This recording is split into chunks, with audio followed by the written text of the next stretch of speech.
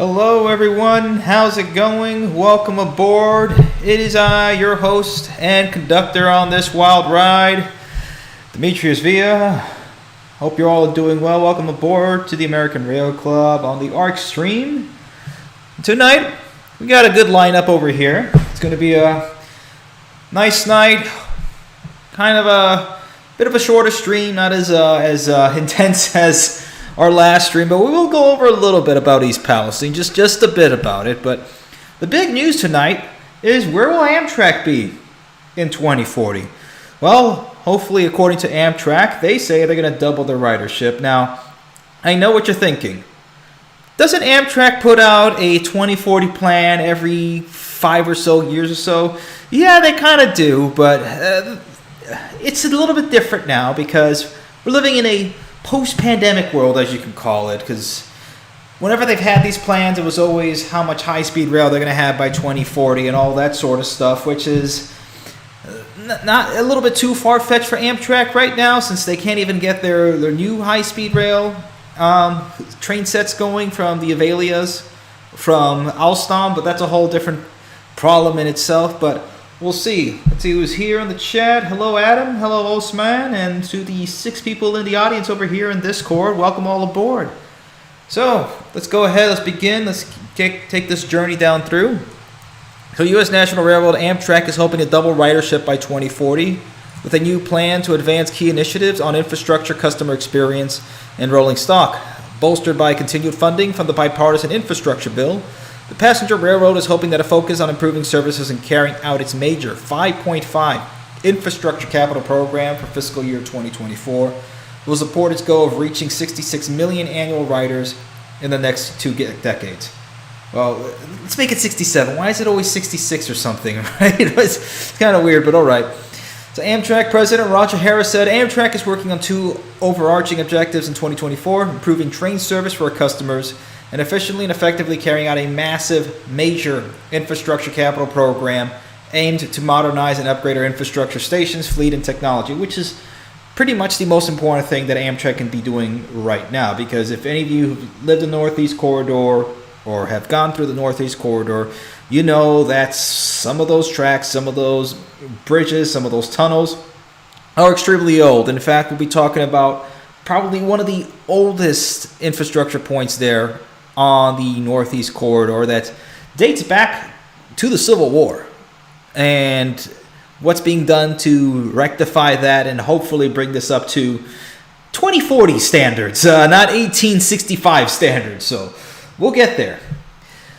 As both passenger rail service provider and a major construction company, we are quickly growing and evolving to deliver on both. The railroad has invested heavily in infrastructure across the network, which spans 46 states and 3 Canadian provinces, with aid from the infrastructure bill, allowing key projects to receive billions of dollars in funding. Now, we know the funding is important and all. We just hope that Amtrak can be able to keep this vision going, to be able to keep this whole plan going forward, because that's really been the big thing that we've seen from Amtrak. They've always had different leaders, some of them being pretty good. Correct me if I'm wrong. I think one of them was James Gunn, who had a good vision and knew what the problems facing Amtrak were. But the problem is that, again, a lot of the politics that bogs down on Amtrak, particularly from one side of the aisle, tends to take away from the funding, tends to take away from any sort of support from there. Again, funding is one big thing. But when you start changing leaderships and start changing visions in and out every couple or so years, you don't really get one overarching, just one straightforward thing of what we're going to say. We're going to take Amtrak, we're going to upgrade it, we're going to upgrade the infrastructure, we're going to make sure we deliver a world-class system that rivals the peers within Europe, within Asia, and bring that first-class experience to America, which America did used to have a long time ago. So hopefully, let's see if they can be able to do that. Here's another article going ahead and saying more or less the same thing. Some other things that are added here. Amtrak also plans to add about 3,500 jobs in the coming year between construction and rail service, which is good. Again, building back our infrastructure. Not building back better, building back what it should be. It should be a heck of a lot better than what anybody can imagine. That's what we're aiming to do. go back to a time that America had the best infrastructure in the world, the best rail service, and bring that up to a modernized standard. That's what we need to be focusing on. But this is a good thing here. This is all happening out pretty quickly. Hopefully there will be a continued investment into this, depending on what's going on this year, politics-wise, in terms of the election. I'm pretty sure money won't be taken away if Trump becomes president. I'm pretty sure he's always been a fan of promoting infrastructure, but let's see. It's what happens when the other side in Congress takes a hold of that, which they've always been against Trump half the time anyway, so it doesn't matter. Let's see what happens here, right? So this is one of the big things that we've been talking about is the tunnel here, BMP Tunnel, the Baltimore Potomac Tunnel, is one of the oldest infrastructure points, if not in Amtrak, but in the country. And we're talking about a tunnel that dates back to, I think, 1865. Correct me if I'm wrong. But they finally got a contractor to go ahead and work on the construction for a new electrified tunnel for this. So hopefully soon. That's part of that 2040 plan. Again, you can't have a better service unless you can be able to have the infrastructure to back up that service, to increase the frequency of the trains that are moving in and out, to increase also the speed. Because the fastest that you can go in this tunnel is 20 miles an hour. And when you have trains that are capable of 186, it really bogs down the consistency of that entire trip. So here we go. So Amtrak has selected Kiewit J.F. Shea joint venture to build a new passenger rail tunnel that will serve electrified Amtrak and MARC commuter trains as part of the Frederick Douglass Tunnel Program. So that's what they're calling it. Located just south of the Baltimore Penn station, the new tunnel, Baltimore Penn, not Baltimore Potomac. But anyway, the new tunnel will serve electrified passenger trains with 2 parallel single-track tunnel tubes, each approximately 2 miles long. It will also support much faster travel speeds than the existing tunnel, where trains are currently limited to a maximum speed of 30 miles an hour due to the tight curves. We are one step closer to unlocking the biggest passenger rail bottleneck on the Northeast Corridor between Washington, D.C. and New Jersey, said Amtrak Vice President Capital Delivery Laura Mason.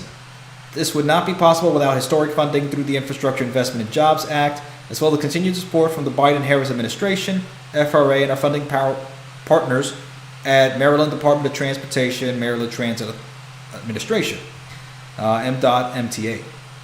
This generational investment will work to modernize and transform an approximately 10-mile section of the Northeast Corridor.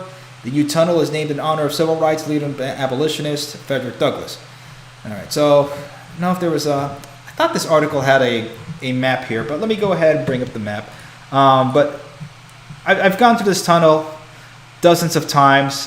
Going through is like going through, if any of you have ever been on that Disney ride, Big Thunder Mountain.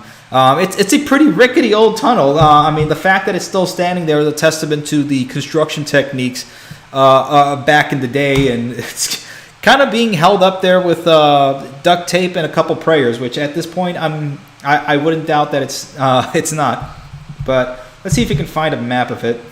Douglas Tunnel. See if you can bring that up and at least give a visual for those of you who are watching. There we go.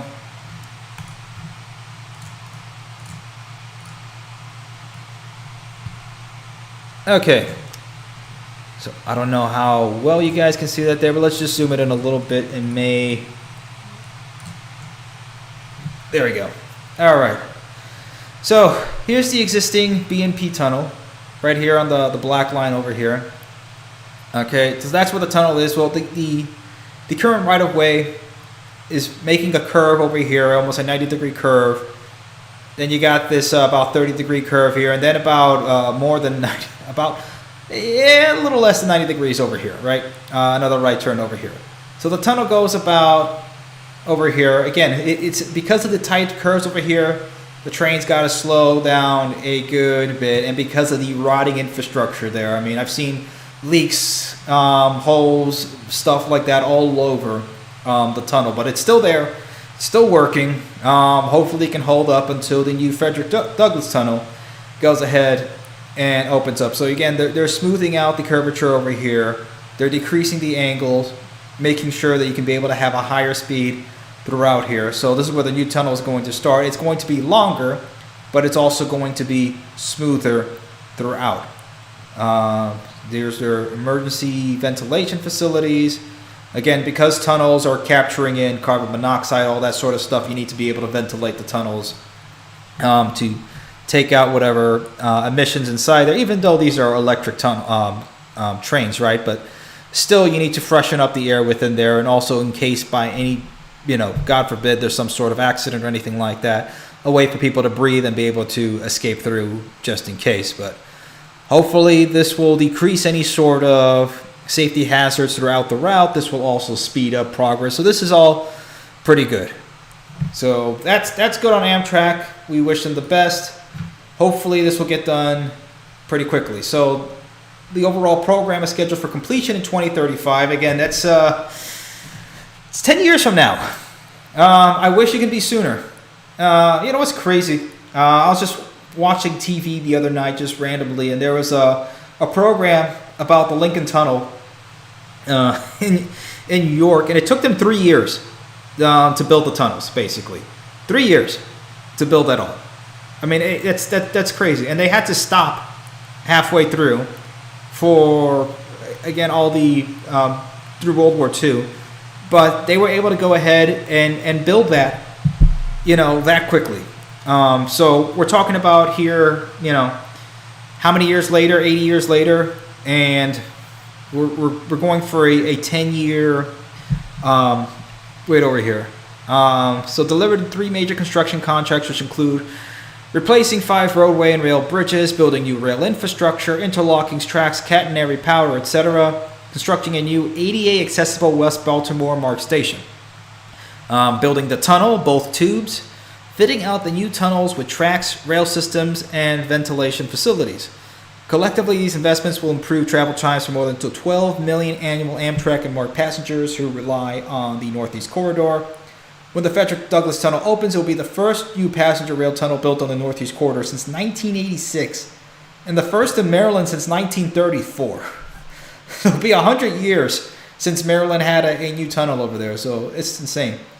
The Frederick Douglass Tunnel will replace Amtrak's existing BMP Tunnel, which opened 150 years ago during the Ulysses S. Grant administration. So a little bit more than 1865, right? So what, 1867? Over the years, Amtrak has made significant investments to keep the BMP Tunnel safe and operational. However, several age-related issues, including excessive water infiltration. Like I said, there's a lot of water drips and drops coming in. It's like going through Big Thunder Mountain in a sense, where like all the walls are caving in. There's water dripping down. Maybe you'll hear a couple bats. They should just do that for Halloween. Just have a couple play bats there. Well, there probably are bats living in there. Who knows? And a sinking floor have required continuous upkeep. It's just incredible that a 150-year-old tunnel is still there, is still holding on. Like I've been saying over and over again, we're living off the bones of a different country over here. This was a completely different country before. We're not in the same country anymore. But hopefully we'll see some semblance of some return to greatness at some point. But let's see. Throughout tunnel construction, Amtrak said it will continue to keep the community informed and updated, performing real-time monitoring and undertake other industry-leading activities to protect adjacent properties. Consistent and transparent community engagement is a top priority for the Frederick Douglass Tunnel Program team, said Amtrak Assistant Vice President Luigi Rosa, who is leading the program. The QHCA joint venture brings extensive experience with tunneling projects around North America, and we look forward to introducing them to the community and upcoming Meet the Contractors event in the spring. So, there we go. Last word. As we build on Baltimore's renaissance, it is critical to take advantage of these federal investments, which will help ensure our city's transportation has the world-class infrastructure it needs, says Baltimore Mayor Brandon M. Scott.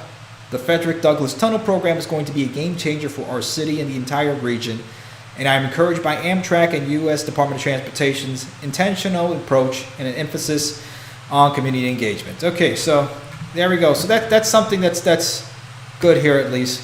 And this was pretty recent also as well, the ribbon cutting for the Baltimore Penn station over here. So again, things are moving forward for Amtrak. They're getting things at least settled. But again, this wouldn't have been happening were not for a little railroad down in Florida, which we will be talking about also later in the stream. But for now, let's go ahead and visit the folks in East Palestine for just a little bit. So in case you were not on the stream the last time, President Biden still has not made an appearance in East Palestine, despite saying that he will be there. Now, some people were speculating he was going to be there on the anniversary of. Apparently, he did not go there. We're not quite sure when he's coming in there, but the mayor is pretty upset. Told him to basically kick rocks and come back when he's on his book tour when he's not president anymore. So that's what's going on from there. So they're upset, and rightfully so, for the president not to have come to there during the disaster that occurred in East Palestine a year ago. It's kind of disturbing. Yes, the Secretary of Transportation, Mayor Pete, went over to East Palestine. That's not the president. Usually it's customary for the president to visit their own countries. It's pretty crazy because he'll go overseas to our greatest allies to go ahead and visit them, or send somebody to go visit them, but not over to the people actually suffering here in the United States. But let's see.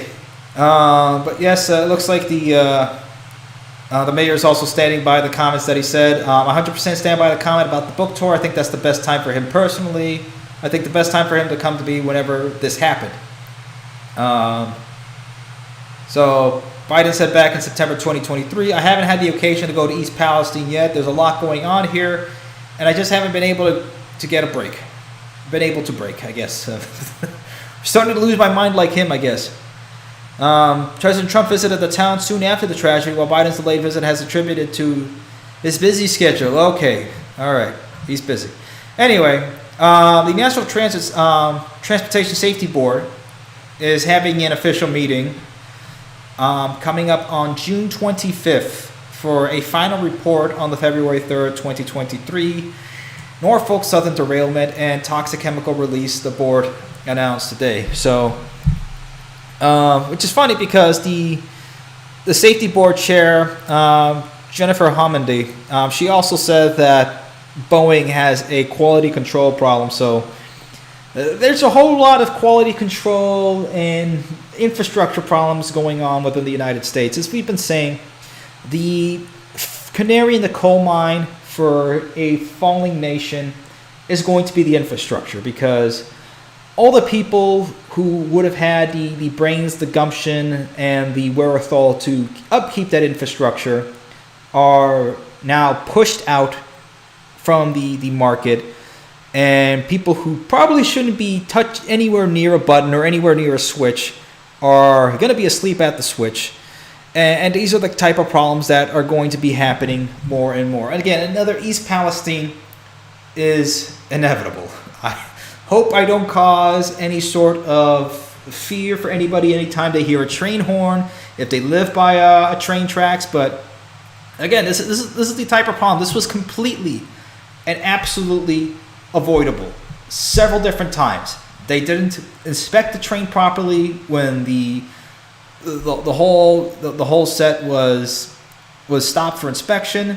They didn't stop the train when the sensors were going off that the brakes were on fire, and they continued to push the train. And this is the problem when you have now the push for one-man crew, where you only have one engineer working the train. Again, one engineer for a train that's probably a mile and a half more, about as long average now is about what, 2.5 or 2.25 miles for freight trains. So, and some of them are double stacked. So it's, this is not good.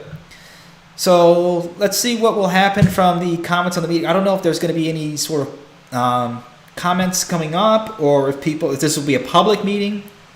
But let's see. Let's see if maybe the president does make it sometime before June 25th. I don't know. The board's webpage on the East Palestine incident is available here. It's a docket of more than 1,800 pages of reports, and other data is here. So there we go. There's some stuff to look about. But Norfolk Southern isn't really doing so well. In fact, they've had a weak quarter four, and apart from all the Class 1 railroads, they're not doing the best at all. So they're trailing all the rest of the other Class 1 railroads. So as some of you have mentioned, Norfolk Southern has not been doing well. They may be the next fallen flag over here, or another Class 1 railroad that will be split up, consolidated, bought up into different companies. Who knows? Again, it's not. It seems bad according to the headline, but relatively, in terms of companies, in terms of how much money a lot of freight railroads have been making, especially hand over fist now, with the usage of precision scheduled railroading and other PSR sort of programs, they're doing pretty all right. So let's see.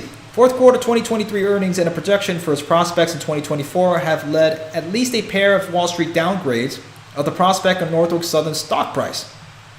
The bottom line numbers for Norfolk Southern were that it posted net income in the fourth quarter of $527 million versus $790 million in the corresponding quarter of 2022.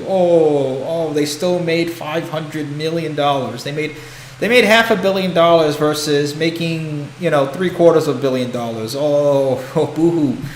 Anyway, its operating ratio for the fourth quarter of 2023 was 73.7%, a significant deterioration from the 63.5% it posted a quarter earlier. So that operating ratio is basically how much does it cost to make a buck. So it's spending 63 cents to make $1.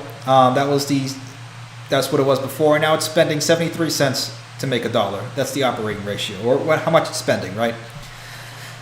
Norfolk Southern's quarterly earnings report and subsequent earnings call with analysts did not mollify Wall Street critics, two of whom took quick action. TD Cowen and Morgan Stanley cut their ratings on the East Coast-focused railroad. Cowen to to overperform, and Morgan Stanley to underweight from equal weight. So there you go. Credit score went down, or its rating for its stock suggestions went down. Bank of America Merrill Lynch kept its buy rating but reduced its earnings per share estimates this year in 2025. Norfolk stock was trading at about $242 with the close on Thursday. Earnings were released Friday, and the stock immediately plummeted to $227. Don't worry, it will come back up for all those investors. Just like we keep on saying, don't worry, it goes up and it'll go down. The only people who can buy it are all these institutional investors and all these firms that can throw the weight of billions of dollars in. It's not going to affect you. Don't worry. None of this affects you. Now, what I did find interesting in all this was the comments down below. This one from not saying I'll get fired.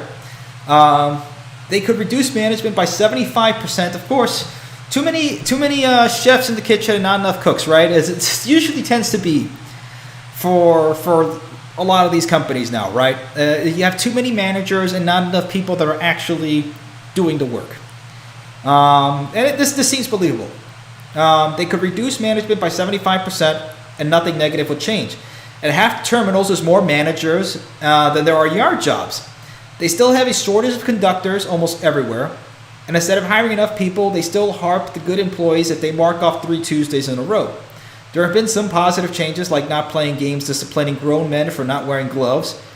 I do got to tell you, man, sometimes you do got to wear those gloves, okay? But I get being nagged by some middle manager that can barely lift a pencil and say, excuse me, you have to wear your gloves. Yeah, that gets annoying, but, when you're doing enough yard work and stuff like that, believe me, the gloves have saved my fingers several times, especially when I've been cutting firewood and stuff like that, it's just good to have. Sometimes, you need to let your hands get off, but still, you need just in case, you never know. But as soon as regime change happens, the poisonous work culture is going to take years of sticking it to affect real change in morale. Cindy and Piastar was the last kick in the morale. Nobody tries to get things done now. It's just go to work and do as little as possible to get done. If they want to see things move again and making money while bettering service, they need to put enough running engines on the giant slugs they're running so trains can actually make it without recrews. Or put yard jobs on road trains when they arrive so road crews can actually get enough rest to handle working 72 hours a week. So let me know what you guys think. Is this guy, does he seem to be legit? What's going on? I don't know. This comment below is kind of a mess. I'll just read it just for funsies. So here we go. Refused to hire me because I was a woman. I have my CDL Class A hazmat tanker passenger endorsement. Can't believe them jaded me a application, showed me everything, came back with my application, and they said we are not hiring women. A male my friend went to, they hired him on the spot. 2 hours later, what a company. Alex, things that didn't happen for $500. Can I get that on the board?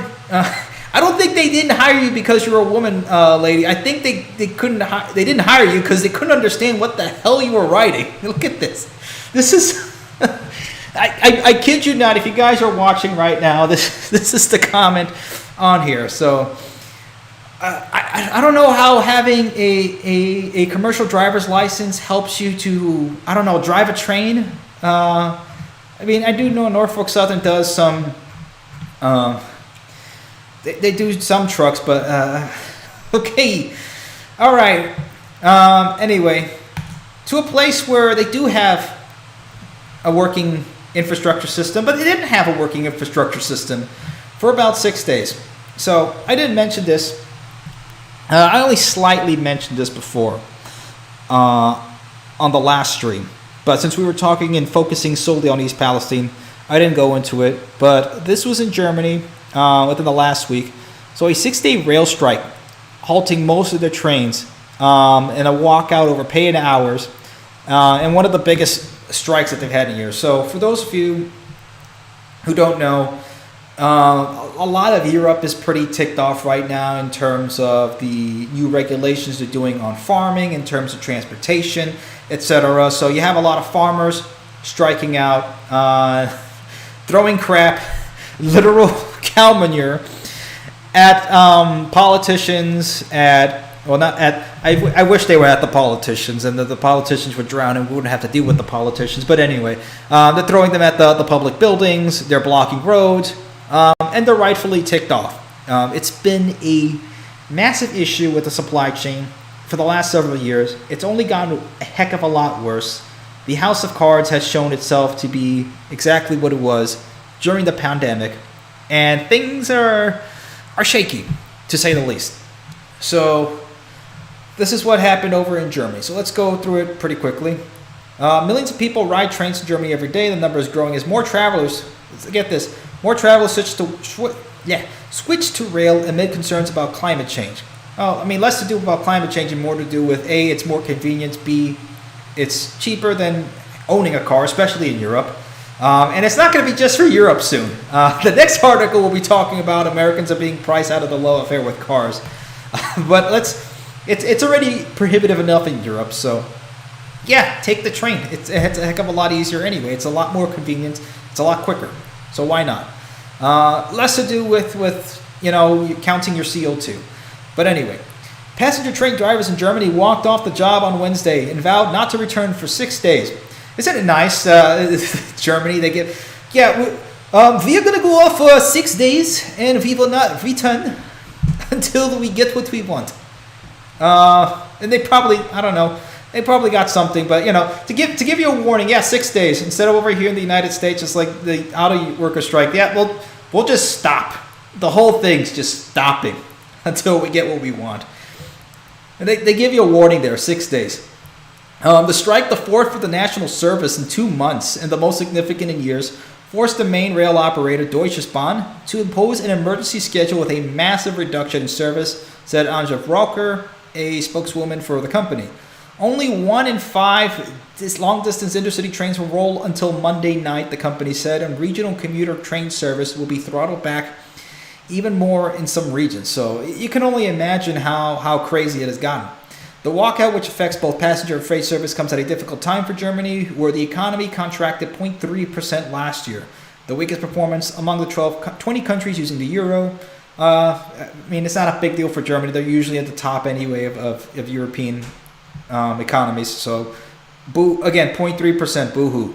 According to the Federation of German Industries, the strike could cost the industry as much as €1 billion, or $1.09 billion. That's in American money. More broadly, the strike comes at a time of general dissatisfaction with the administration of Chancellor Olaf Scholz, which is seen as out of touch and out of time. Although Mr. Scholz has been spared blame for the labor dispute, rail troubles precede his administration. It has added to the general sense that Germany is in a rut. Yeah, it's getting pretty bad over there too. I mean, remember that one time that they were thinking they weren't going to have any gas because of the ongoing war in a certain Eastern European country that shall not be named.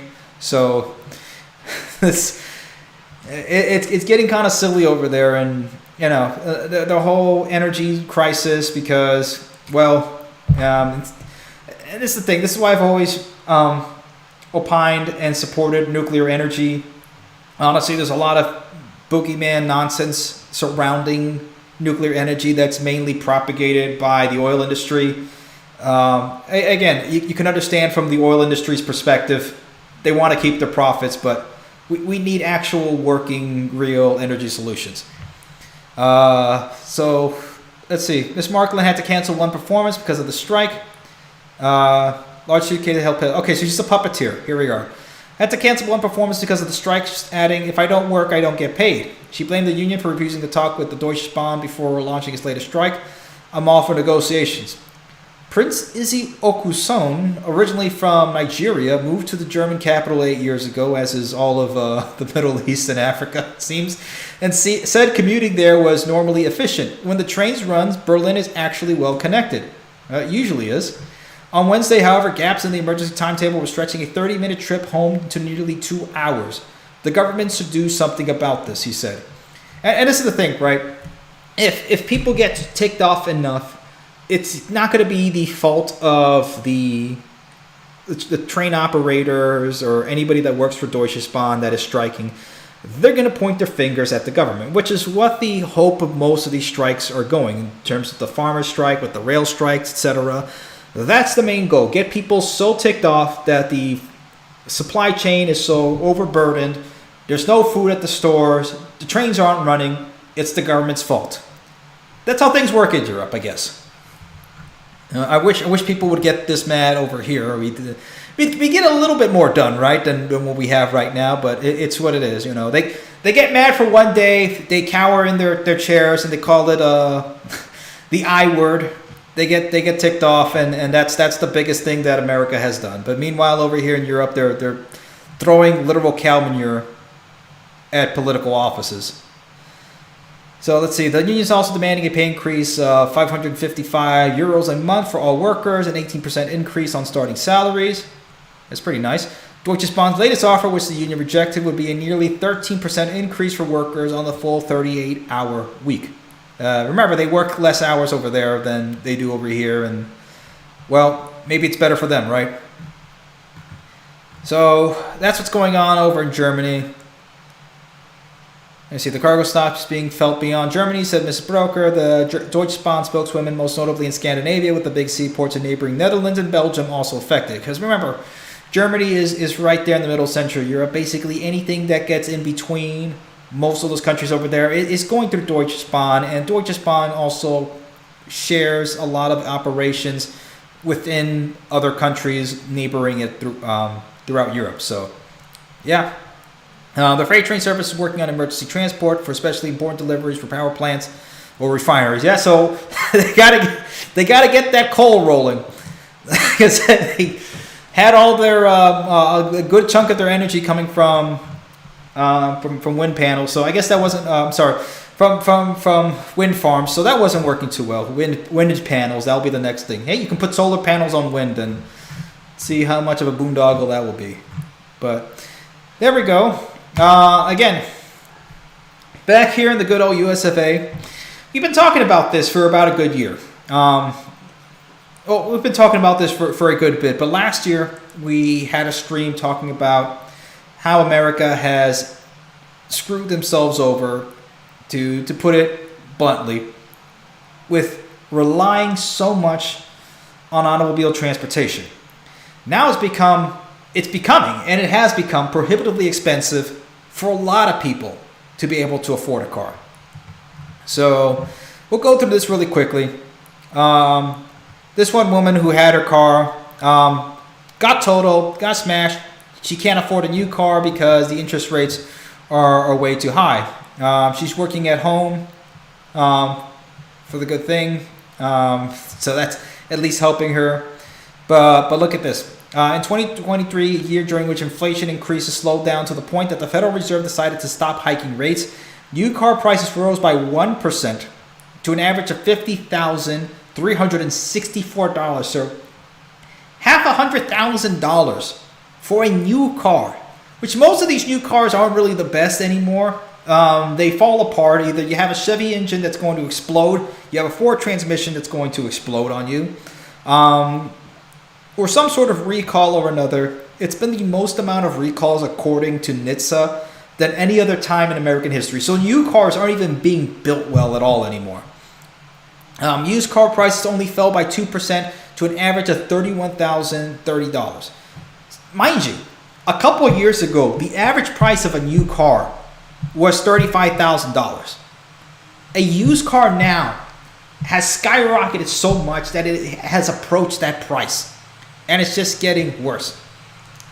But as things stand, cars are still really expensive for many Americans. Just 10% of new car listings are currently priced below $30,000, according to Copilot. Things are not much better in the used car market, with only 28% of listings are currently priced below $20,000.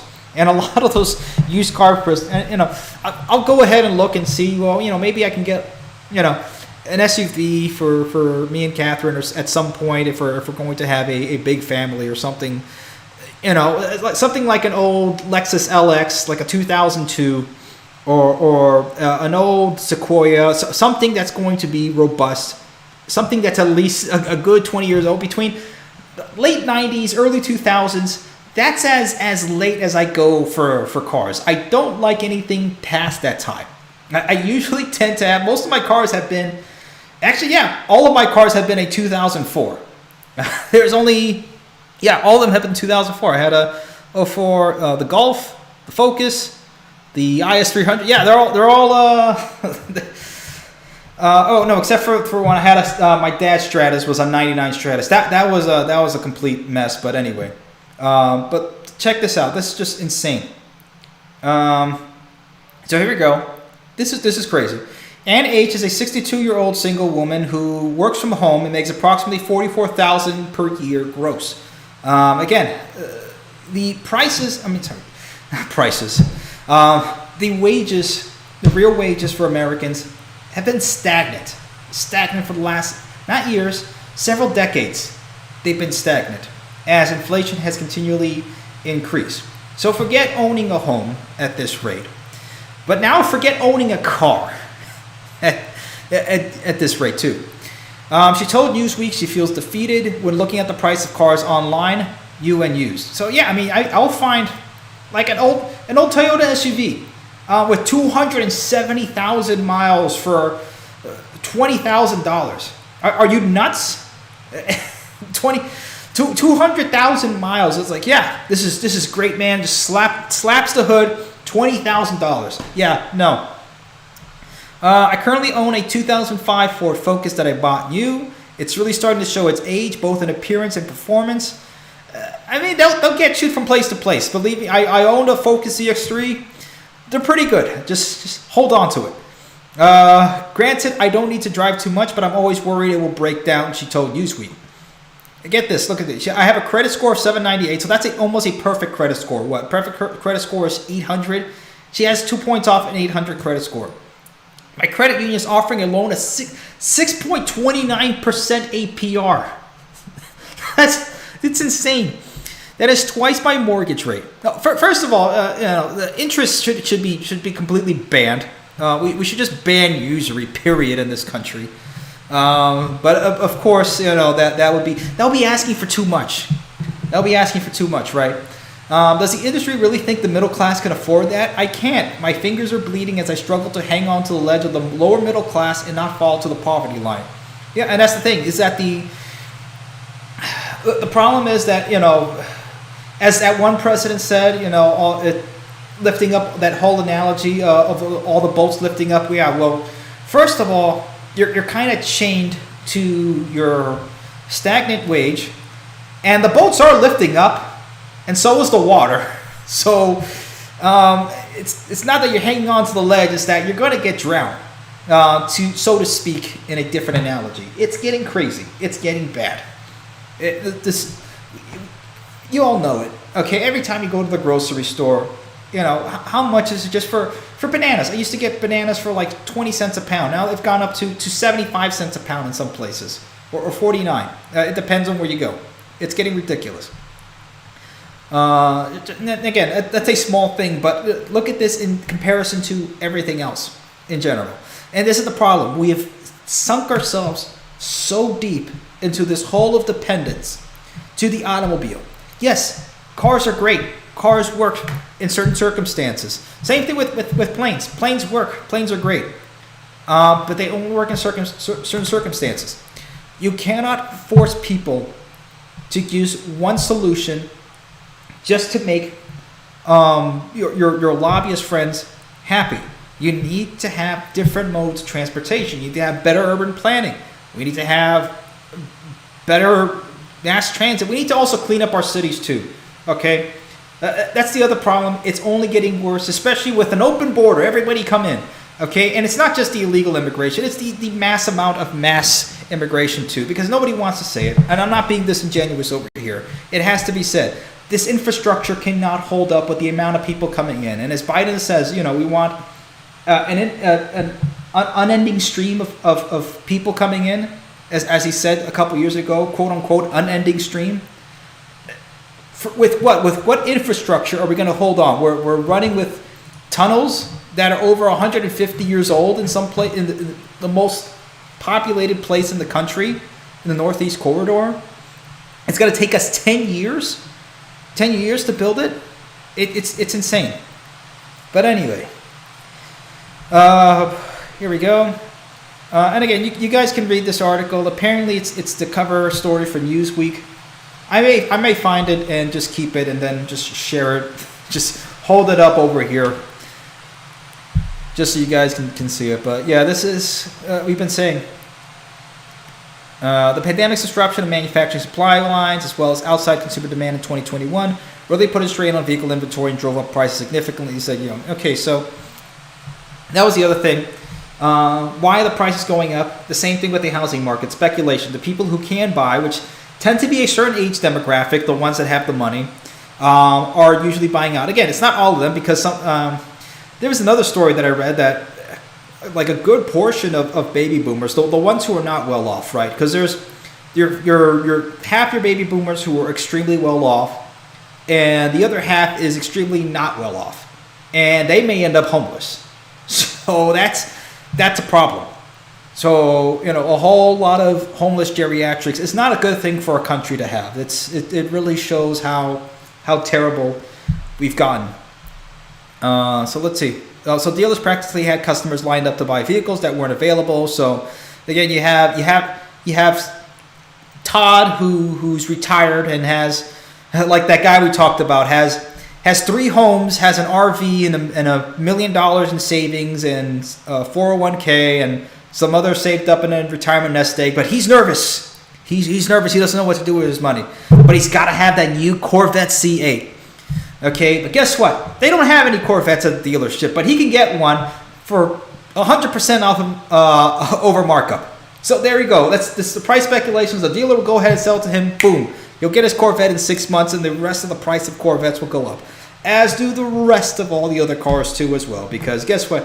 He feels like buying a Suburban as well. Why not? Right? He's there. Might as well get that. So that's the kind of problems that people are facing right now.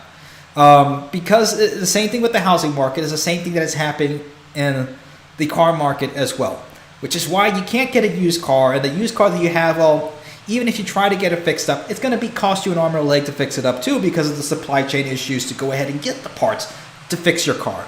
Plus, the glut of mechanics that we have. We don't have enough mechanics. Or the mechanics that you do have aren't quite the best and the brightest. Ask me how I know, because the first garage where I went to get my car fixed was an absolute disaster, and it cost me a heck of a lot more money. Probably should have sued them, but it is what it is. Probably cost me more in lawyers' fees to sue them anyway. So whatever. Anyway, again, it's just getting ridiculous. So the backlog in new and used car demand that grew during the pandemic is slowly moderating, but with over 2 years of restricted new car production in 2020 to 2022, it will take at least that long for the supply to catch up. It's just getting worse and worse. And notice all these people are driving 2000s car. Robert Golden is a 70-year-old retiree from Arizona. He drives a 2007 Prius that had his catalytic converter cut off while the vehicle was parked in his front yard. An incident that significantly increases insurance. That's another thing. Something like that. Why is it? And I know why it is. But how unfair is it that you pay for insurance to exactly get you to this? And oh, by the way, this is something that you didn't happen to you. It wasn't an accident. You get your catalytic converter cut up by, or the new Americans that have trodden on the magic soil as they come in the last several months or whatever to cut off your catalytic converter to sell off the aluminum and copper, and your insurance increases. Isn't that wonderful? Golden thinks cars are simply not affordable for many Americans, especially since home prices are not affordable. The world is going to heck in a handbasket, and people's hopes and dreams are being ground up mercilessly. Couldn't have said it better. Leslie Shepard, a pseudonym, also had her car, a 2009 Hyundai Elantra, totaled in a recent incident. Despite working 2 jobs, she doesn't have enough funds to replace the vehicle. She works a hybrid role and is required to be in the office 3 times a week. Though she doesn't know how to do that without a car of her own, as the cost of ride sharing is often prohibitive. So, people say, oh, we don't need trains, you can just take an Uber. You know how expensive it is to take an Uber half the time? You turn on the app, you go ahead and try to see which route you go. You wait 30 seconds, and the price goes up. And it's already bad enough. Again, having an Uber and waiting for somebody to drive you somewhere is part of the problem. It's just adding to the congestion. It's called just having a freaking train system, a working transit system. You want bus circulators? Fine, but also have rail transit within your city. And the sprawl, that's the other thing. The sprawl in a lot of these cities, especially some of the Midwest cities like here in Indianapolis, the sprawl is ridiculous. Why is the city taking up... It's even worse in Texas, where there are people coming in from other states to get to the Dallas-Fort Worth area. That's how far away they want to be from the city. It's just getting worse and worse. And of course, cars are getting more expensive because you can't buy... Most of the American automakers have gotten rid of their sedans. The only automaker that's... I think the Malibu's like the last sedan you can get from Chevrolet. Ford's gotten rid of all their sedans. So no more Focuses, no more Fiestas. You want an actual car, it's a Mustang. And guess what? Starting price, $32,000. And that's the MSRP. It will probably be marked up even more than that. So it's getting ridiculous. So now you have to pay for basically what should be a regular car, but it's instead a bloated up, underpowered piece of garbage crossover. It's just getting worse and worse for people. I'm not going to go into it. This is, again, on Newsweek. I'm going to see if I can get this article or the magazine whenever it comes out, just to keep it for show. I'm going to paste it, put it behind me. Let me see. Probably like right in front of California over here. I don't know. I'll just put it right there on the wall. Let's see. At least some good things are starting to happen down the country, though. So immediate work for Brightline. Brightline West over between Las Vegas to Rancho Cucamonga or the Los Angeles area is setting to begin. They're actually doing some geotechnical borings and samplings, utility pot holding, and land surveying. So There's actually some shovels into the ground, if that's what you're asking. Yes, there actually are. This is when it gets serious, right? When they actually are doing the surveying, making sure they can see where they can be able to construct this, what they need to do, etc. So it's this. We're finally moving forward with this, and it's happening. And look at this. This is actually in the next month or so. I-15 median north of Jean, Nevada, milepost 13 to 21, continuous geotechnical boring work through Thursday, March 14th, 6:30 a.m. to 4 p.m. I-15 median north of Primm, Nevada, milepost 1 to 13, continuous geotechnical boring work through February. Oh yeah, it's happening. Yeah, this month, 6:30 a.m. to 4 p.m. Northbound I-15 from St. Rose to Blue Diamond Road, geotechnical boring work at St. Rose Parkway interchange, off-ramp, etc. So there you go. There's the whole list over here. If you guys live in the area, if you know somebody who lives in the area, you can go ahead and send this list. This is the article. Go ahead and check that out. Send that over to them. But yeah, things are actually moving forward for Brightline. And Brightline has been doing some good work. And they actually have been showcasing that they have been growing and making progress, making profit. As you can see here for the people who said, oh, it's not going to be successful, it's not going to work. Well, it actually is growing. So 4 months of operation between Orlando and Miami, Brightline has dramatically increased patronage and revenue every month, especially for the component it designates as long distance. These are passengers who take the train to or from South Florida. A closer look at monthly data shows the company is actively managing the demand-influence trade-off between filling seats and raising prices. The December 2023 monthly revenue and ridership report issued on behalf of Florida Development Finance Corporation for the benefit of private activity bondholders shows full route passenger counts are up 45% from October, and monthly ticket revenues increased 23% during the quarter. For all of 2023, Brightline carried 2,053,893 passengers, generating $87.7 million in revenue, a ridership increase of 67%, and a revenue jump of 174% from calendar year 2022, when the company operated only between West Palm Beach and Miami. So that is massive. That is huge. And it just basically showcases and proves that this whole entire project was worth it, and this system can work and be adapted to other places within the country. This model works. The ridership, revenue, and average fare per passenger table show below. From 3 months of bondholder reports reveal trends affecting both Orlando and West Palm Beach patronage as Brightline ramped up to hourly frequencies. This delivery is compared with the same months in 2022 when only the short distance trains operated. So, and this is the good thing about Brightline, right? Is that it's becoming now a part of the commuter culture within South Florida, and also an option for families and people and residents and visitors in Florida saying, hey, there's another option. We don't really have to rent a car.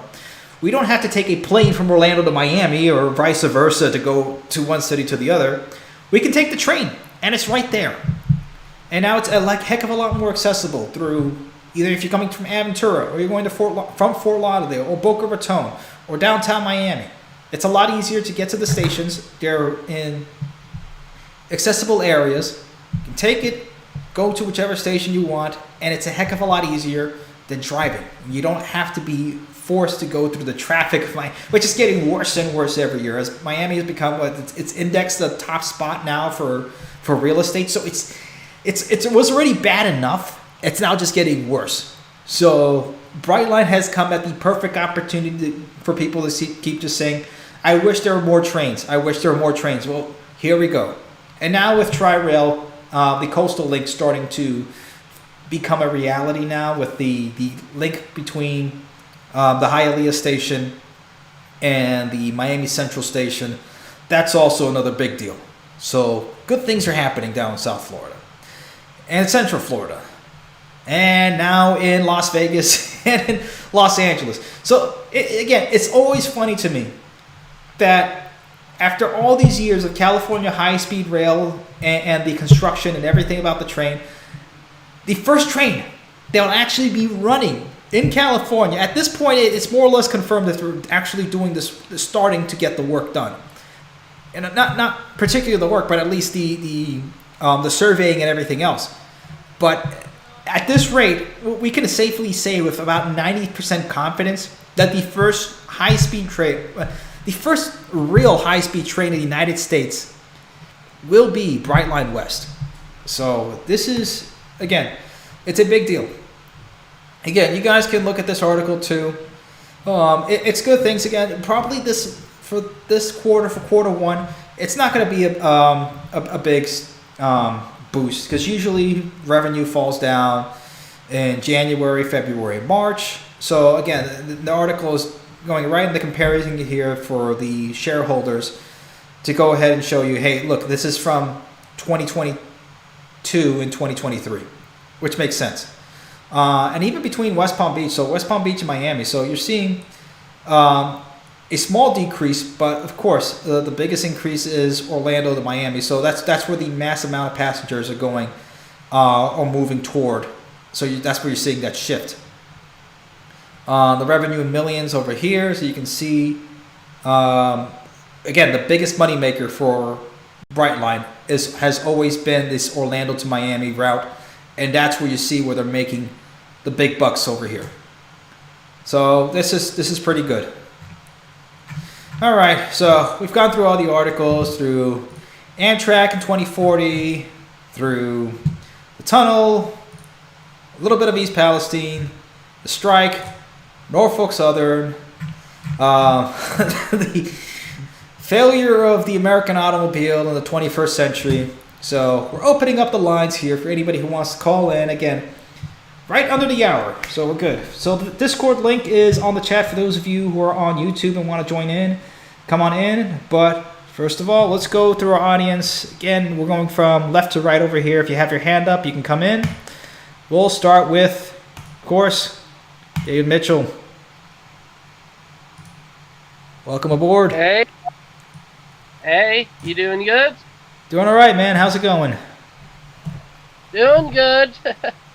Had a chill day today, so I just relaxed. But I'll be later on, either late tonight or tomorrow morning before I go rail fanning. I might be uploaded to rail fanning videos. That's good, man. But I did post articles and stuff in the live stream chat, or not live stream chat, but our group chat right here. Yeah, let me check that out. Wanted them to talk about Tennessee and Wyoming, and the self-held pods, them stupid things. Like, let me be honest, them pods are a terrible ideal, Let me see, I'm looking for the pods here.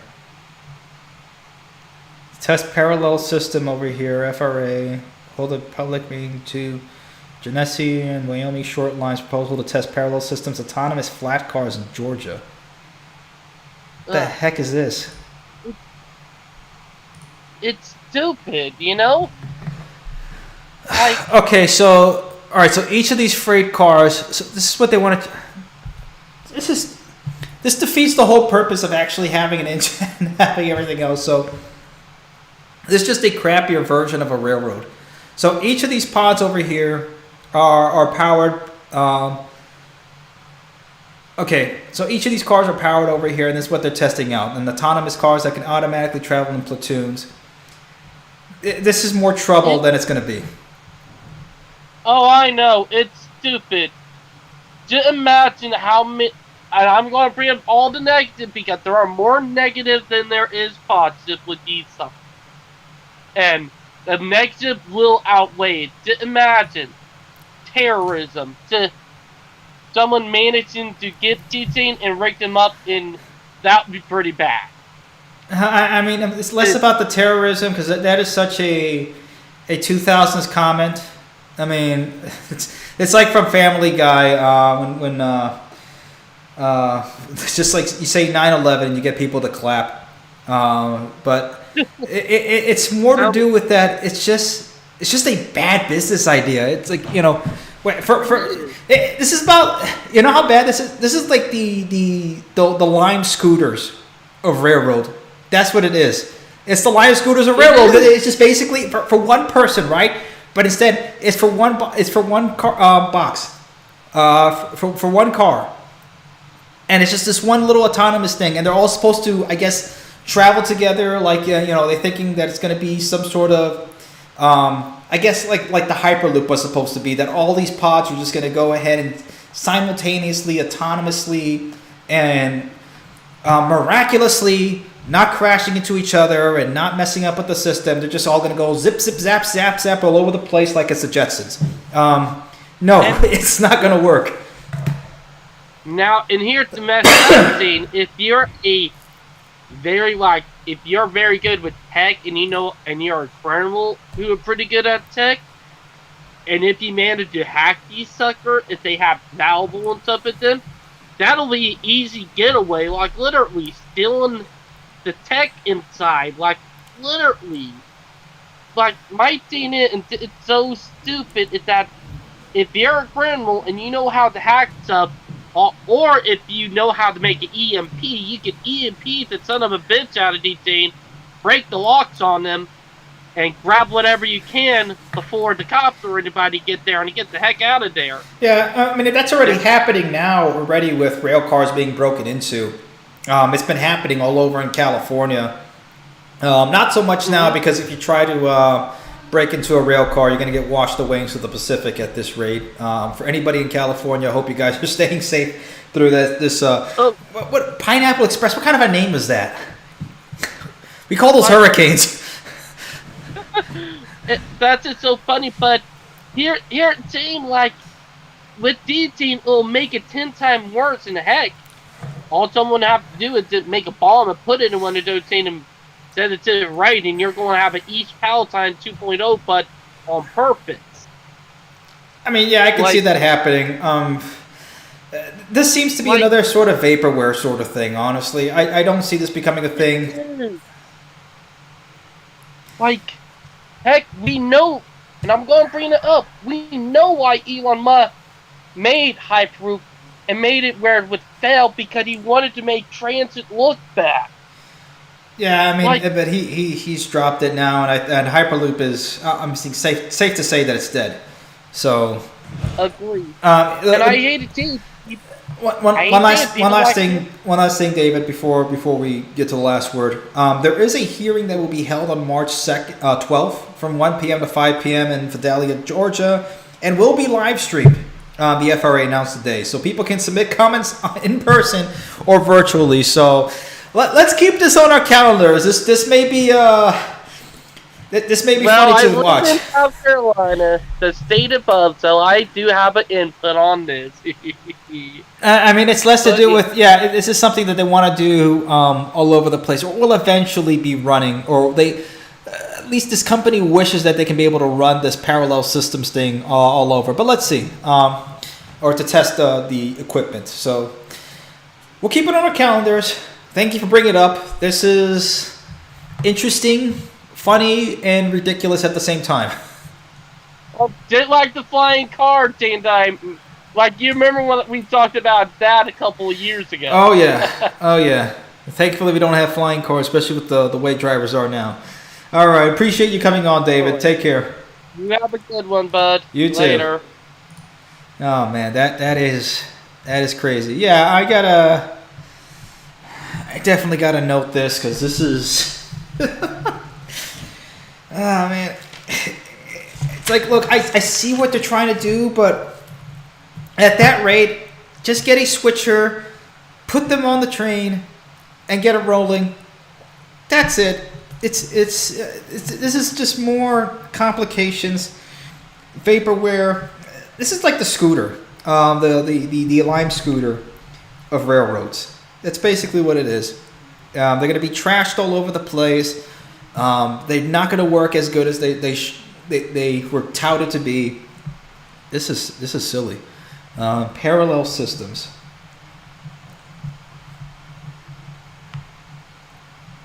I mean, this is like one of the things. Like, one look at it, and it's what's that? You guys have seen like that old 1900s footage where they're testing out planes, and that one that looks like a symbol going up and down that's supposed to be, I guess, some sort of helicopter, and the guy's just going back up and down. That's what this is, except it's in 2024. Granted, it will work. It will be a heck of a lot. It will actually move and get stuff done. I don't doubt that it works, but it's silly.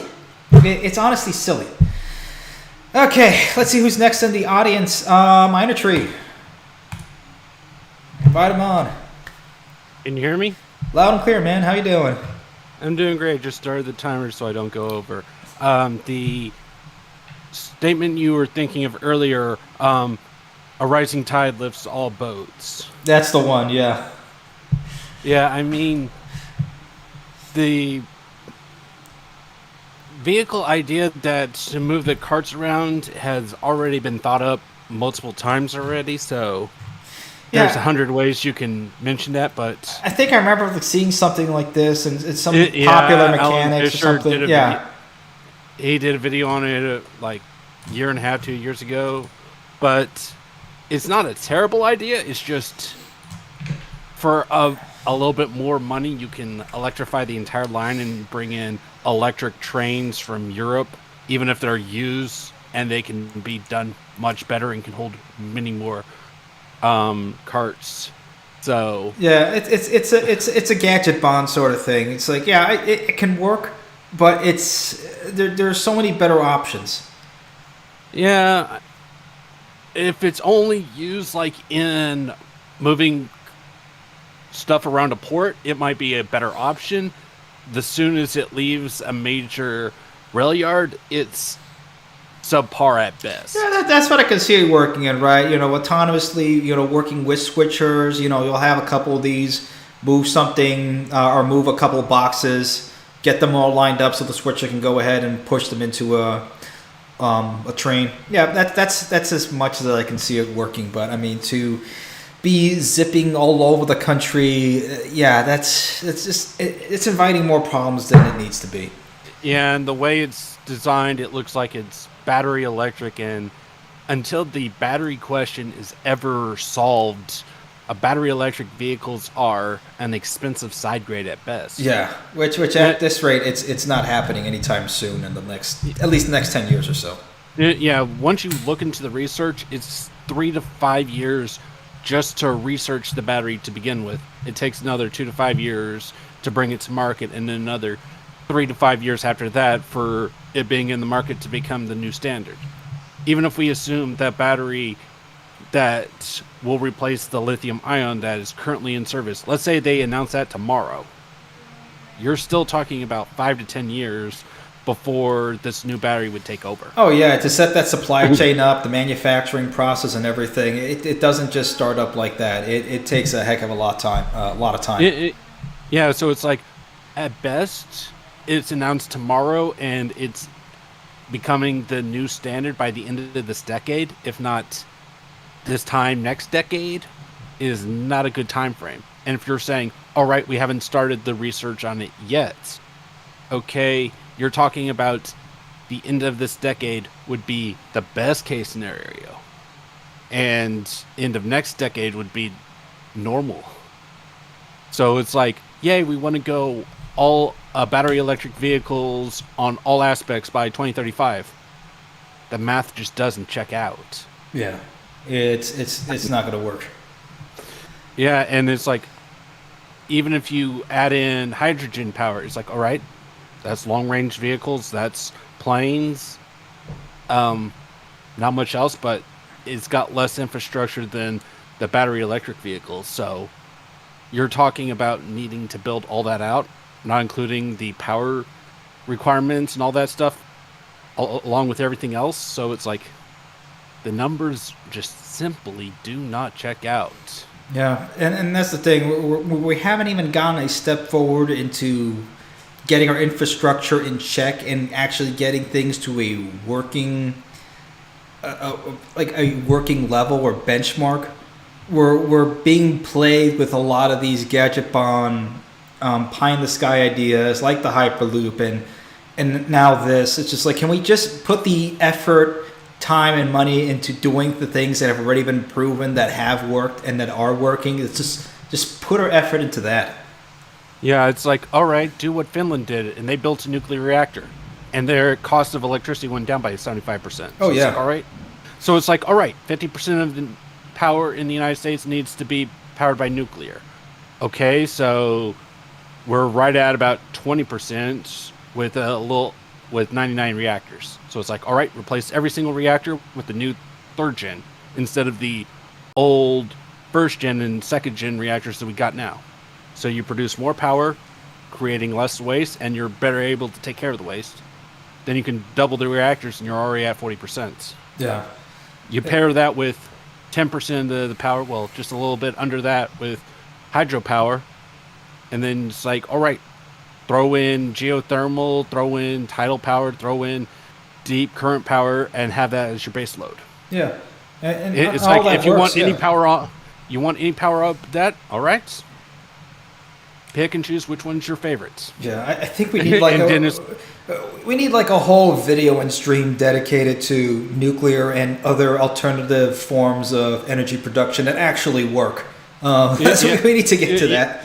Yeah, I can go on an easy 2-hour rant on each of those power sources, and thanks to watching, I'm still working on that idea, and unfortunately the power section would be towards the back and transportation would come after it, so yeah, it would. It's looking closer to like a 350 to 400 page book. Oh man, I gotta see that when it comes out. I mean, hey, 350 pages, honestly, compared to some of the stuff that's been coming out and stuff I read, honestly, that's a heck of a lot more palatable and easier to read. Yeah, and the worst part about it, I'd have so many citations, you would think it's an attempt at a doctoral thesis. Hey, there you go. It's less pages. I mean, if the citations take up half the book, I mean, then that would be 150 pages. It's like, all right, here's the next 3 pages on this topic. If you want to read it, here are 3 books that you can read on it, each over 200 pages each. So I don't have to reiterate. No, but that's my time. That's good work, man. But again, I appreciate you coming on. Yeah, I think Elron wants to go next. All right, we'll bring him on. Appreciate you as always, Minor Tree. Thank you. All right, see you. Take care. Okay, so let's go ahead and move on to the next member. Again, if you want to come on, just raise your hand and we'll bring you on. So, Elron or Elronin, 72. Hello. Welcome aboard. So you mentioned something about EMP or something like that? Yeah, David mentioned EMPs. So apparently, at some point recently, there was a train that got derailed by a homemade bomb. So apparently, at some point, I would be guessing that Russians will use homemade bombs to like destroy trains, something like that, because from what I can tell, they happened recently.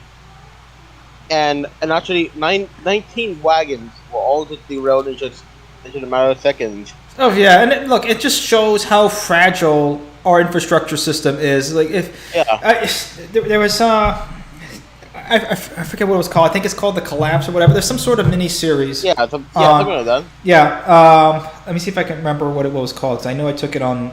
It's called The Collapse. Talking about how easy it is to take down the American power grid, the infrastructure, and everything. And I remember it being said, if I recall correctly. That was the British tried to do in World War II. They actually had these little rat bombs. From what I can hear, they actually used these to blow up a train or a factory or something like that. Yeah. So and at some point, but at some point when they were delivering it, it got captured. They noticed why the hell are these dead rats, and then they looked inside the bombs.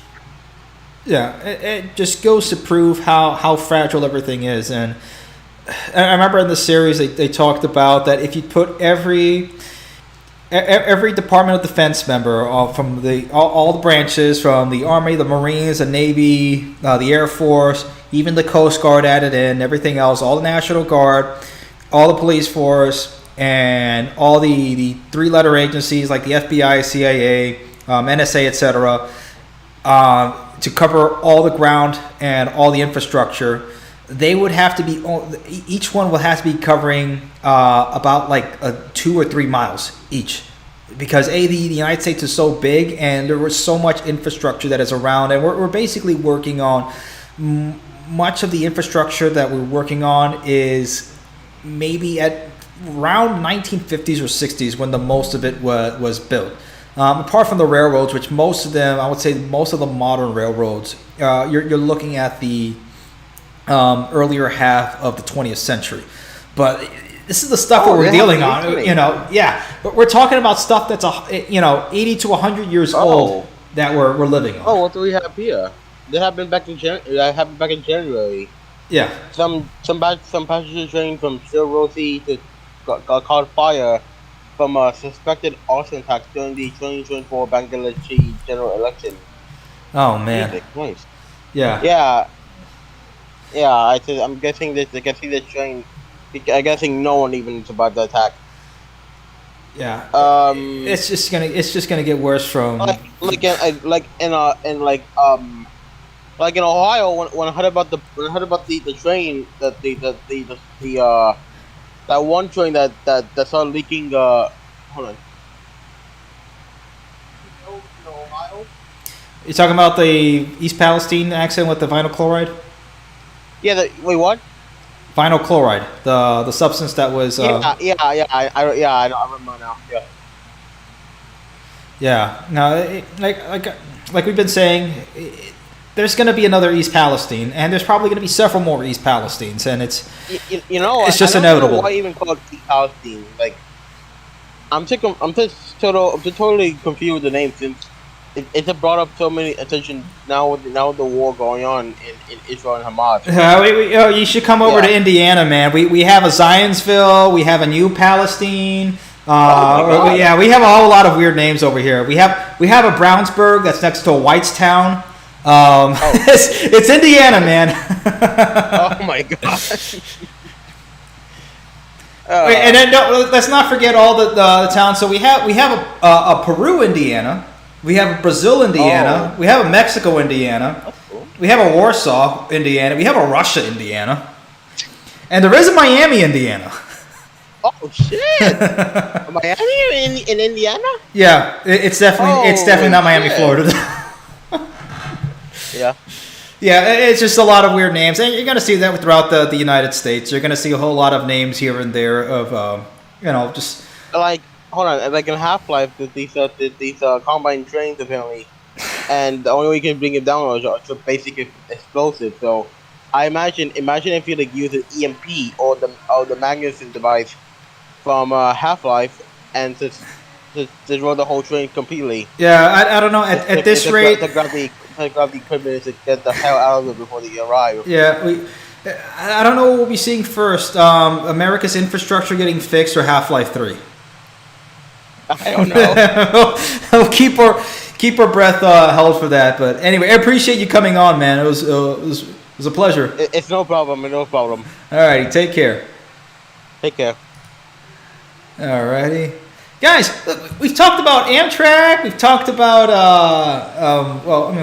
we have mentioned East Palestine. We talked about the German rail strike and cars and Brightline.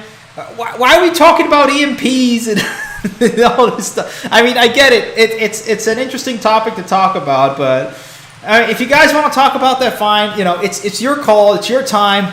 Go ahead. I'm just saying. I mean, this is just it's hilarious. We've gone about talking about Amtrak's building a new tunnel to they're gonna bomb the trains.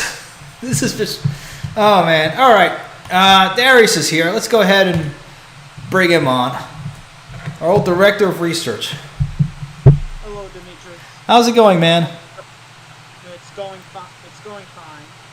With all the trends with the news that you said, it looks like the worst. It makes it worse. Looks like the worst is yet to come. I mean, we do have some bright spots. With Brightline, pun intended. There's at least there's good and bad. So I mean, yes, the infrastructure throughout the United States as a whole is crumbling apart. But there are some pockets that we are seeing working models, and we are seeing something that we can be at least able to take and say, okay, at least to start building up as things crumble, we just need to build up. And that's what we need to start looking up, right? That's what we need to focus on. And it might be a matter of time before we descend into another medieval ages with different states being their own countries. Yeah, I mean, that could happen. I mean, hopefully it's not a Holy Roman Empire situation where you have like a billion different confederacies and nations and duchies all over the place, but you never know. I mean, it's possible. It's that one channel, Monsieur Z, who he put out a video in the last month or so about, you know, how many states the United States can break up to, or how many countries. It was quite interesting, but you know, when you really look at it, and I've been saying this, if you really look at the United States, you really have different nations within a larger federal nation. And that's the issue that we need to focus on, is that we can't expect a federal solution for infrastructure problems. We need to start thinking a heck of a lot more local, exactly, and more towards a state level. Which, look at Florida, and look at Brightline. They're focusing on just Miami to Orlando, or they first focus, you know, in the South Florida region. First, Miami, Fort Lauderdale, West Palm Beach, and then to Orlando, and then you just keep branching out from there. And now they're going to do the same sort of thing over in California and Nevada. So it's that solution that works, that can be brought and built between different city pairs, between different states. That's the type of solutions that we're looking for. Not as cool as it would be, not an entire nationwide high-speed rail network, because it's especially with our government. It is never ever going to happen with our current form of government. It is just impossible. It is not happening. But at least for different states and regions, we'll get something. Even if it is, it's quite illogical, because to go from Miami to New York, for example, the plane is the most logical way. Yeah, and again, we know where it works mileage-wise. The sweet spot for high-speed rail, the sweet spot for airlines. Yes, you can have the systems work concurrently. We're not asking for planes to be banned. We're just asking for a working system. That's all we're asking for at this point. We just want things to work.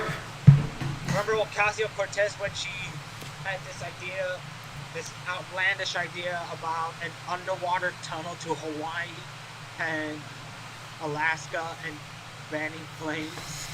Oh man, I don't. Again, building a nationwide high-speed network is going to be impossible with our current form of government. And AOC is one of the points that you can point to and say, see, because we have these people here, it's impossible to build these sort of things. Impractical at any kind of government. Yeah. Impractical, period. But, I mean, it's just these stupid trains of thoughts that comes from our elected representatives that don't represent you, that come up with this crap out of their mouth and no solutions. So that's where we're running at. Anyway, any last words you wanted to put in? Nothing else I could think of. Alrighty. Appreciate you coming on. Take care. See you, Dimitri. Take care, man. Take care. Okay. Next on the list, Grand Trunk Railway fan. Welcome aboard.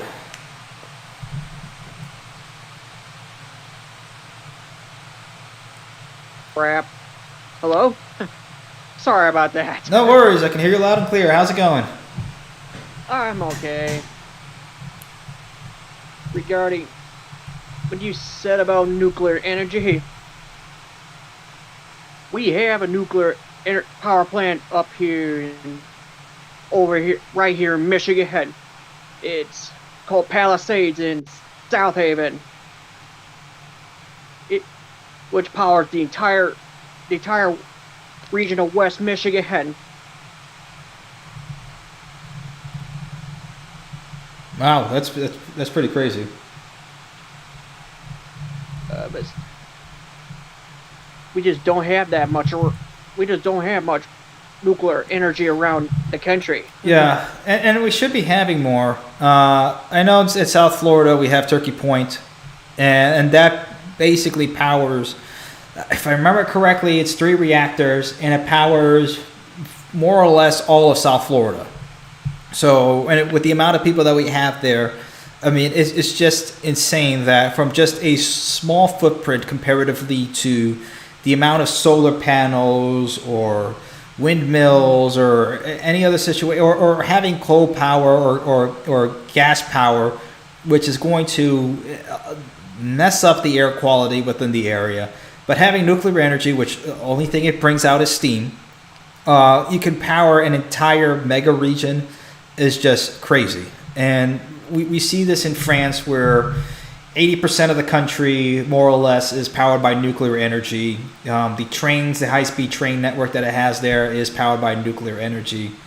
It's unfortunate the amount of fear-mongering that goes on surrounding nuclear energy, mainly because of bad construction or corruption, or from nothing that's even related to the nuclear energy itself, from the like what happened over in Chernobyl, which was the people that died there died from the heat, the explosion, exactly, not from the actual nuclear energy or being irradiated or anything like that. And that's the problem and issue that people keep finding themselves, is that they imagine nuclear energy and they imagine everything is going to turn out into fallout, and they're going to be wishing that there was nuclear fallout within the Mojave Desert. But it's really far-fetched, and a lot of it is mainly parsed through the media, and of course sensationalized through there. And now with the Oppenheimer movie, that's not helping anything.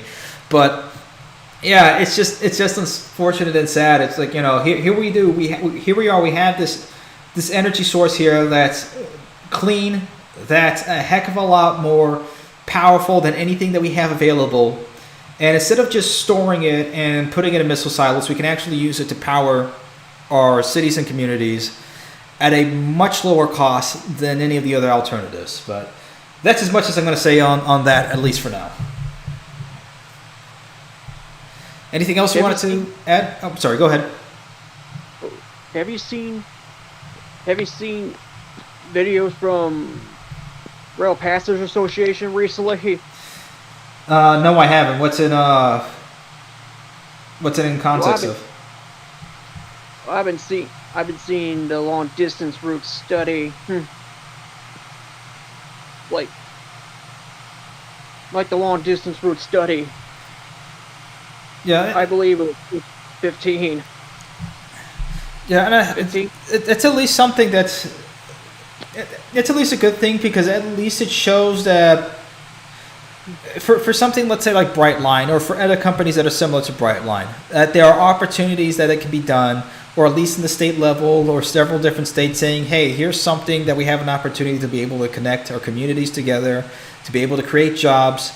Let's at least try to work towards this. So it's something, right? Right. Yeah. But anyway, appreciate you coming on, man. Yep. All right, take care. Yep. All righty. Last caller for tonight. Genesis, welcome aboard.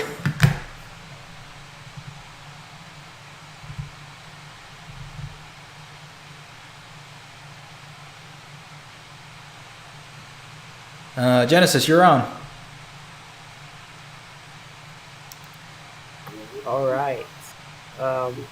What's up, Demetrius? Doing good. How about you? I'm doing fine, thank you. By the way, we have some new updates regarding to the Dominican rail network. We're going to have Stadler flirts operating here in the country, so that's pretty nice. That's not bad. Having the Swiss stereo work out well, especially the Dominican Republic is a pretty mountainous country too. Yeah, it is. Yeah. Yeah. Okay. About the East Palestine situation. Yeesh, that sucks, man. Imagine dealing with cancer there, other types of diseases in that area.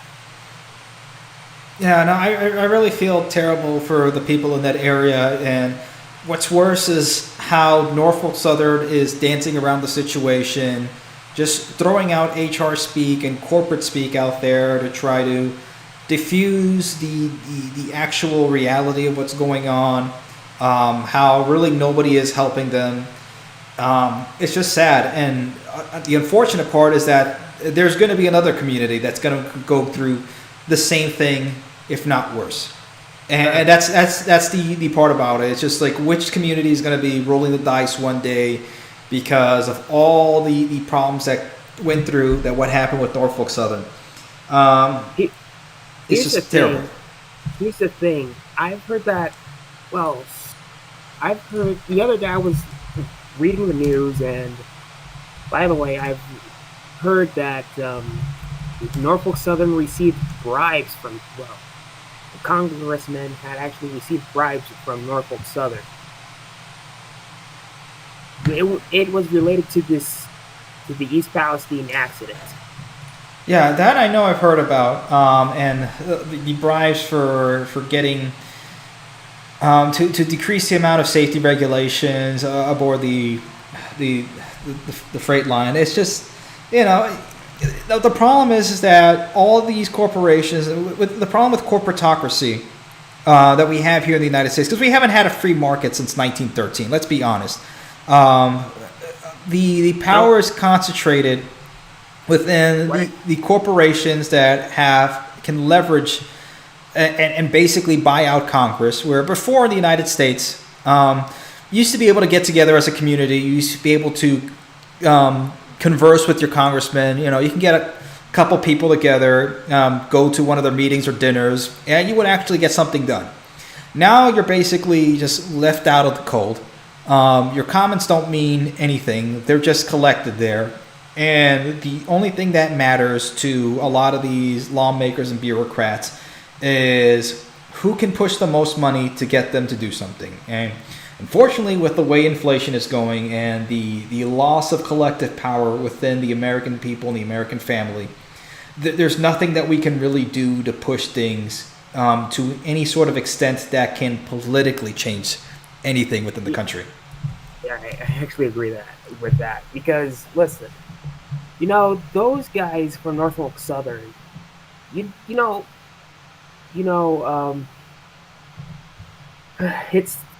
the Wall Street situation again. We have Boeing, we have Norfolk Southern, and then we have Union Pacific as well, BNSF, who are actually cutting corners.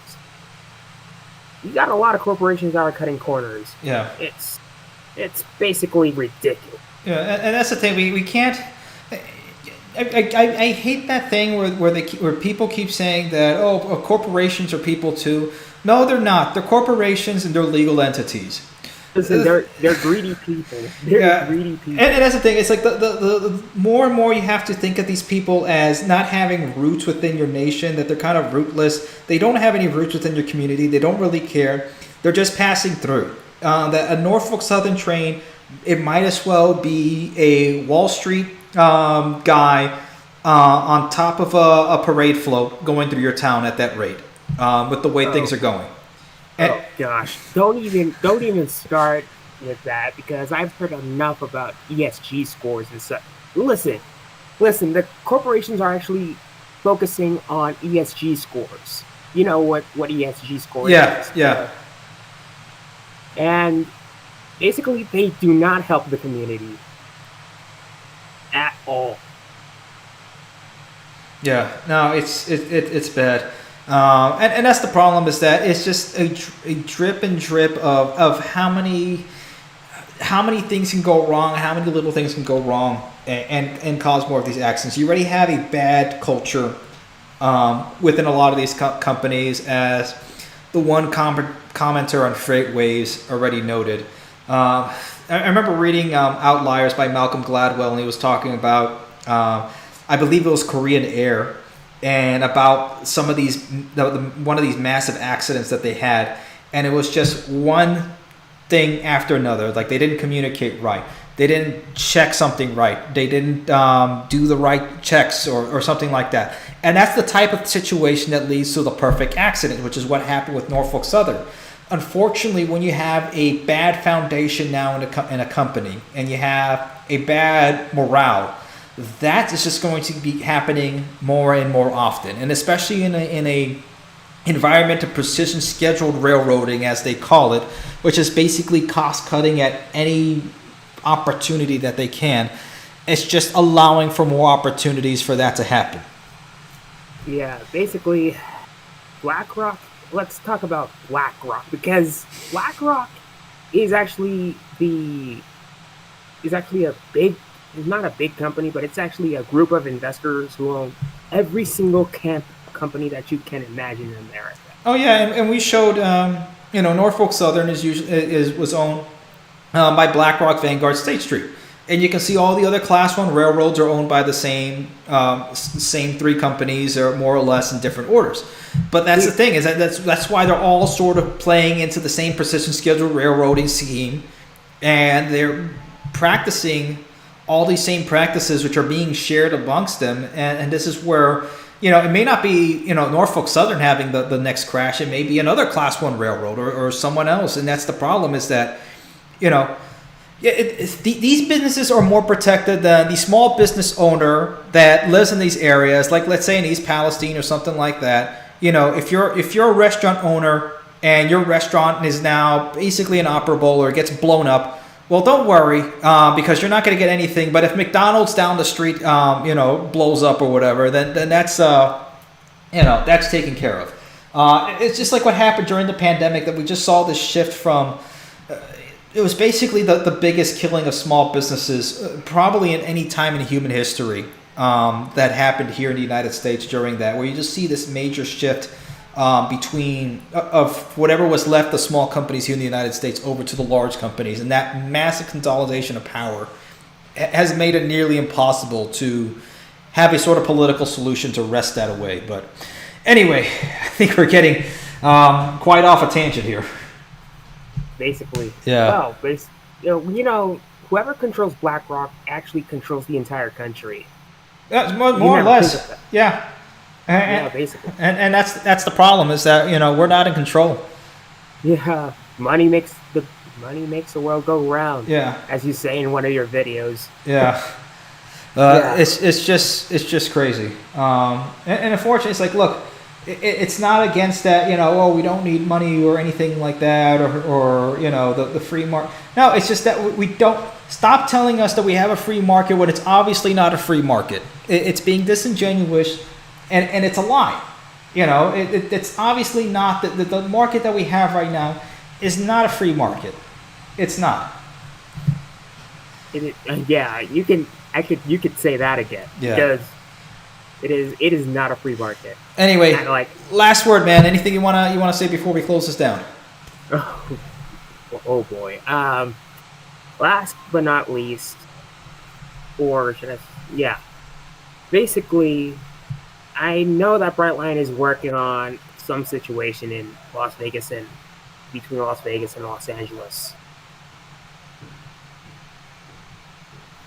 I hope they actually start that construction very soon. Yeah, I'm pretty confident it will start this year. I mean, usually after surveying, it should be started soon. I'm not quite sure where the status of the EIS study is at right now, but supposedly there's going to be shovels in the ground and they're going to start construction in the middle of this year. So we'll hold them to that, and let's see if they may be able to get done before the 2028 Olympics. If we do have a 2028 Olympics at this rate, but let's see.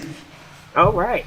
Basically, I think there's not going to be any. There's going to be fewer NIMBYs that are going to oppose this project. It's in the middle of I-15. Yeah, There's no, and that's the nice thing about living out west. And I am kind of jealous of people who do live in that area. You basically have all this space and open land to do whatever the heck you want. If you want to go off-roading, if you want to go long-range shooting or whatever, or any that sort of stuff. I kind of wish we had more public land here on the eastern side of the United States, but it's unfortunate.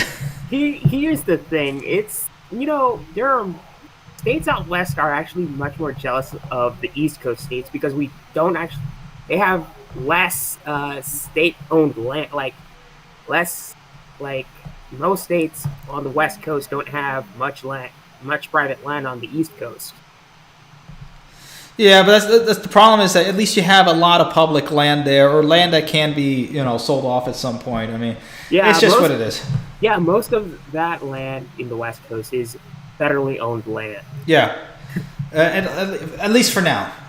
You never know what could happen or anything like that. But at least if it's kept that way and it's not in some Chinese investor buys up gorillion acres of land in Arizona. That's the last thing we need.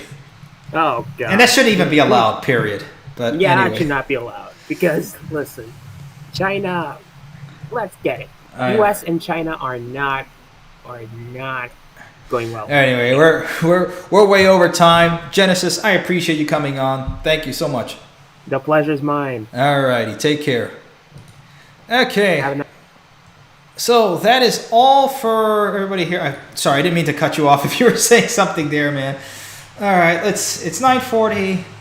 Let's check the comments here. Give it a couple more minutes. We'll shut this off no later than 9:45. Let me see. Adam, did you hear about the 2026 World Cup coming to the MetLife Stadium? Hope New Jersey Transit can get ready by then. Either that or the rest of the world is going to see how far behind we really are when it comes to infrastructure. I mean, anyway, it's what it is. Let's see. Maybe it'll force NJT to get their stuff in order. Let's see what else. See, the new tunnel Amtrak is building on the Northeast Corridor. Yep, we went over that. Let's see. What would be the new speed in the tunnel? I'm not quite sure. They don't really say it here. I would guess probably a max speed of maybe 60, 70. Probably a little bit more than that. I mean, yeah, that looks like a good... Yeah, I would say probably no more than 110, and I'm pushing it there. No more than 110 miles an hour. Did you see the new liveries for the Amtrak P42s? Is that the red and blue ones? Those look pretty snazzy.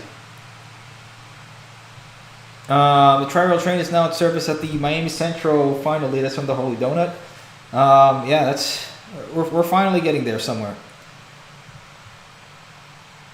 I'm 73 and I've never seen the U.S. In a worse state. Yeah, it's getting bad. All right, so that's basically everything from the comments there. Alrighty, guys, I think it's time to go ahead and put this train to station. We are approaching the end. We thank you all for coming on board on this edition and this episode of the ARC stream on the American Rail Club. Thank you all for writing. We will see you all next time. Take care and Godspeed.